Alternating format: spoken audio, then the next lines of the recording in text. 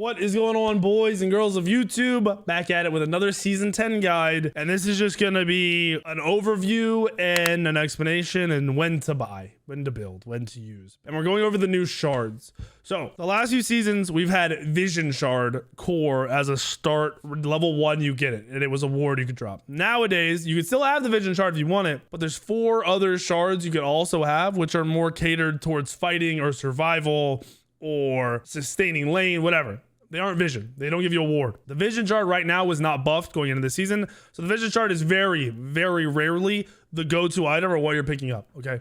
So that's just straight away. Vision shard you can kind of knock out. You're not building it right this second. I'm betting they buff it at some point to make it valuable. Outside of that, there's some other shards, and those are what we need to talk about. We need to talk about what gods to build them on, what situationally, how they're valuable, what they do in general, because a lot of people have no clue. A lot of people are like, you build that weekend? I'm like, do you know what it does? They're like, no. I'm like, okay, so let's talk about it.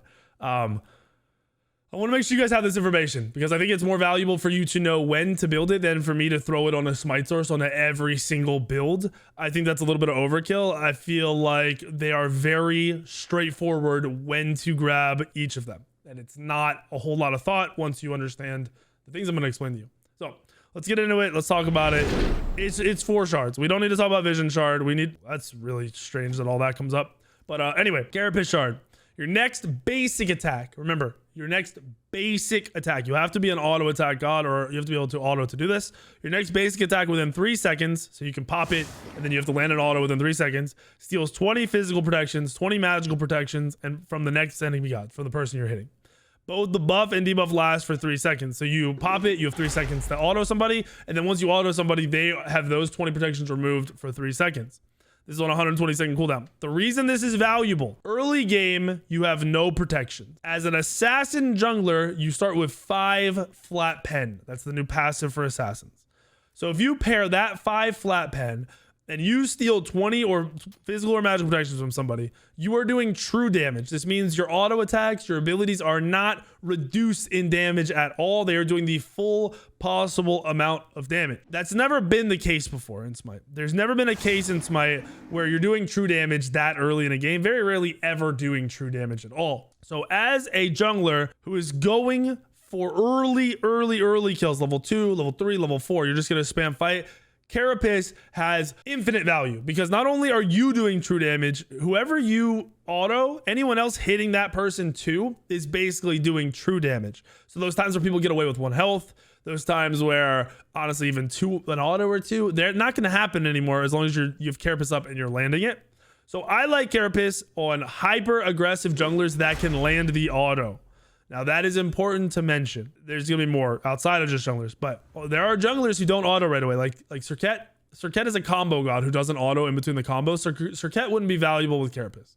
Someone like Kali would have early value on Carapace. Mercury, even Fenrir, because you can stun auto. You will stun auto. It's basically any god that is going to land an auto in the mix of doing all of their damage. So Carapace has hyper value. Anyone who blinks on top of somebody in autos, Carapace is going to be a go-to for a jungler. Now, Carapace is also hyper valuable for supports because supports don't need these other shards. First of all, they don't need the other shards. Okay. Supports generally are playing survival or kill. And in the current meta, it's a lot of fighting and a lot of killing. So having Carapace up onto your target with your hunter is going to make that person instantly die. They're going to die so much faster than somebody who doesn't have Carapace. So supports have a lot of value out of Carapace as well. Outside of that, I don't think anyone else needs Carapace. Solo laners can build it if you're planning on winning and getting an early kill in the 1v1. You're playing a hyper aggressive solo laner. Only then though.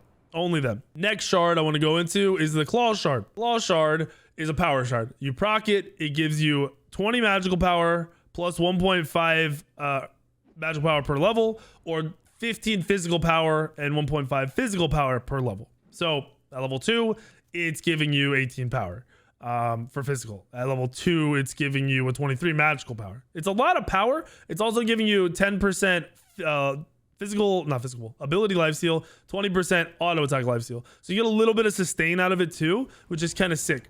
This would be the shard you would go on someone like Serket, who you're not able to auto on, you're just bursting. This would also be a shard you go on somebody who doesn't rely on cooldowns to do their damage, like Anubis. Someone, you know, Anubis is not a cooldown god, you're not spamming cooldowns, you're going raw power. So those are the gods you want to build Claw Shard on. This could be good on gods like Ao Kuang. There's any ability hunter. This could be very valuable on, so like Scotty, someone who's just doing pure ability damage, or even AMC. It can be valuable on them. Wing Shard still has its value too. Big thing I want to note, you can't really go wrong with these shards. Like, you're not going to grab a shard and it's going to be completely worthless. That's going to be very, very, very rare. Next shard is the Horn Shard. This will be one you see on mages very often, on your cooldown mages. Basically, once you use it, all your non-ultimate ability cooldowns are reduced by 0.5 seconds every second for 3 seconds. So you reduce your cooldowns by 1.5 seconds. It's essentially all it does. So if you're a spam god, or you're fighting and you have low cooldowns and you want to keep fighting, this will be hyper valuable for you. This will be good for almost every mage, like your Hebos, your Yu Wongs can have value out of it, your Apwash if you're playing that, anyone who's spamming, your Merlin, a lot of gods that have spam ability, gonna get value out of this. You would still get value out of Claw Shard on these gods too. That's the thing. Neither one is like the must have. They're both good. Horn Shard is just very often built on cooldown mages. The final shard.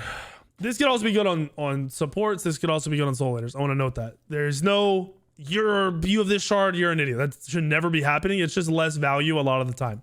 Wing Shard.